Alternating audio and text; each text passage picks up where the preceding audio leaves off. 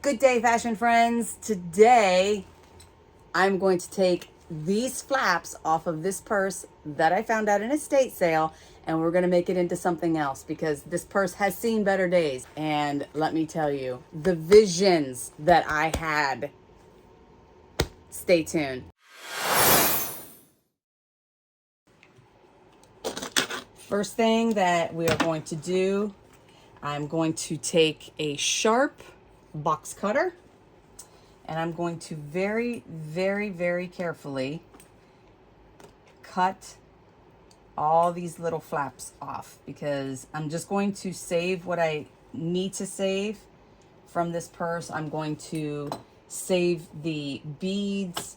The handle has got some definite wear on it. I don't think I can repurpose that for anything, but I'm definitely going to save the beads. Not sure about the rope, maybe, maybe not. The zippers can always be reused.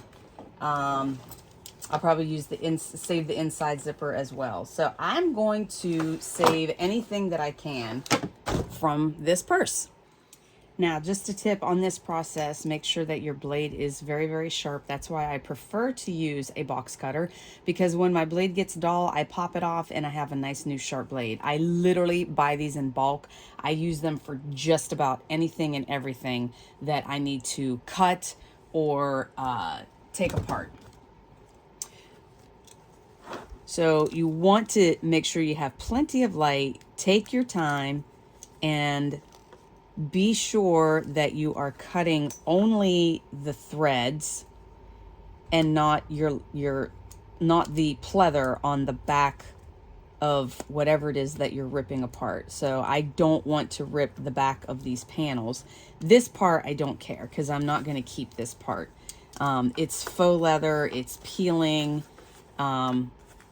It's just not good. I might be able to reuse this, but I don't think so. Usually if I repurpose anything with a leather look, it is real leather. I will purchase damaged leather coats or anything that is clearanced out, and then I will cut them up and reuse them. I do the same with mink. Any damaged fur coats, things like that, I will repurpose the fur, leather, material, whatever.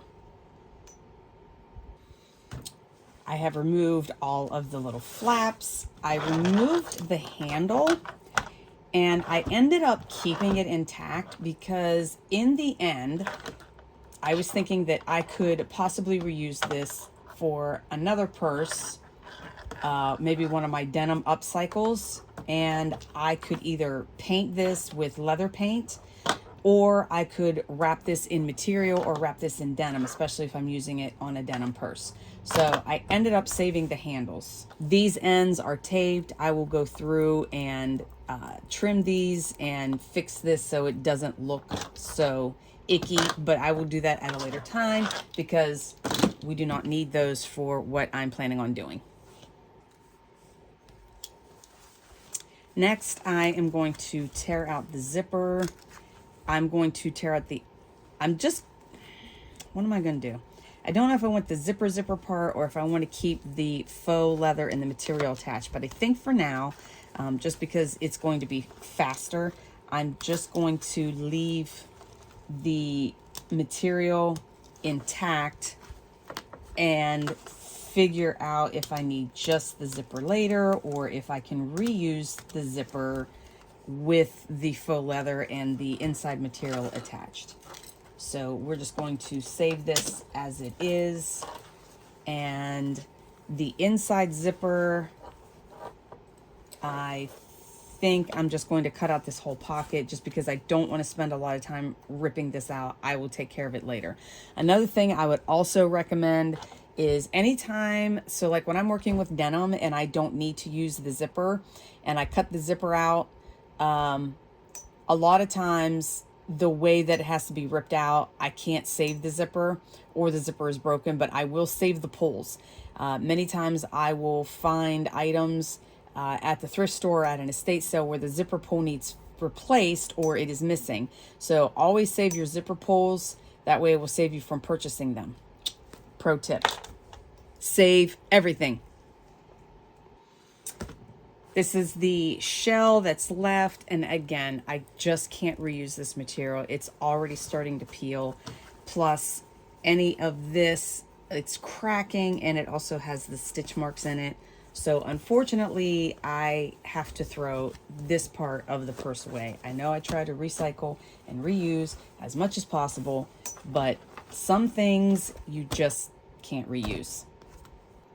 Next step, I'm going to go through and trim and pull all of the stitching that was used to sew these flaps onto the purse, just so that everything is clean and ready to be used when I go to figure out what design I'm going to use for this. Now, I'm going to make a necklace, and I have laid out how I want it to kind of go. I played around with a chain that I have.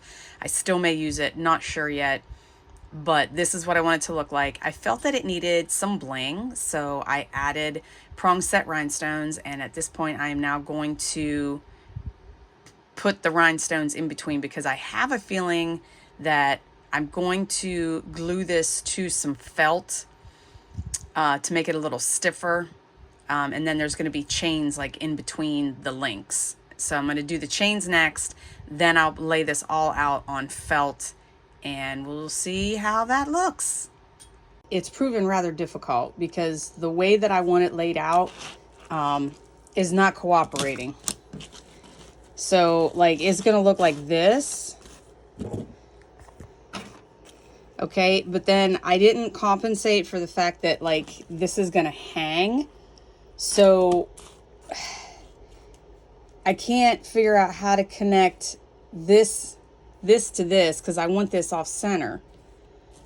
And I don't know, I'm still playing around with this top part. Okay, so this got a little complicated. Things weren't kind of lining up as I had wanted. So I had to do a lot of trial and error. But what I did when I connected the pieces, I don't know if you can see this. There you go. I opened up the prongs and I hooked the chain under the prongs. And then there was a couple pieces here in the center that I had to glue to get a little more stability. And then this chain down the middle, I glued it into place, and those pieces are also overlapping. And so I'm going to flip this over so you can see what the final result looks like. Okay, there we are. So yeah, these two pieces are overlapping. These are overlapping. I had to glue those together. But otherwise, we've got the chain. Everything's going to stay in place. Now, I really want to put some felt on the back of these because some of these want to curl over. And I think adding felt to the back would give it some stability and make these a little stiffer. And I think that's what we need. Another reason why I want to put felt on the backs is because the prongs, even though I smashed them down, I do not want them getting caught on any clothing and snagging sweaters or nice silk tops or anything like that. So that's going to cover those up. Although I could just put like little squares instead of over the whole thing. I'm not sure. I'm going to kind of play around and with it and see what's going to work best. And here is the final result. Yes, I know it's a little bit out there, but that tends to be what I like to do. I like to make statement pieces or things that are unique that will stand out and catch somebody's eye. I feel this piece is a standalone piece. You can wear a plain bodysuit in any color or just black. Wear this and boom. So my vision for styling this piece and what I'm going to show you, I know is not going to necessarily match this necklace, but again, it will give you an idea. So wearing a plain...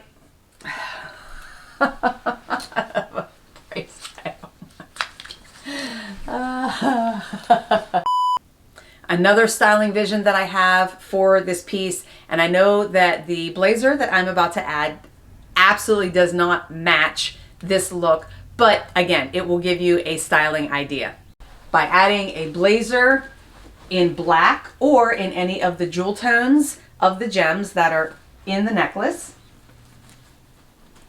this will appear that the necklace is part of your shirt.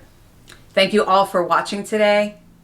I appreciate every single one of you that spend time with me on YouTube, watching my tutorials, or watching my estate sale escapades.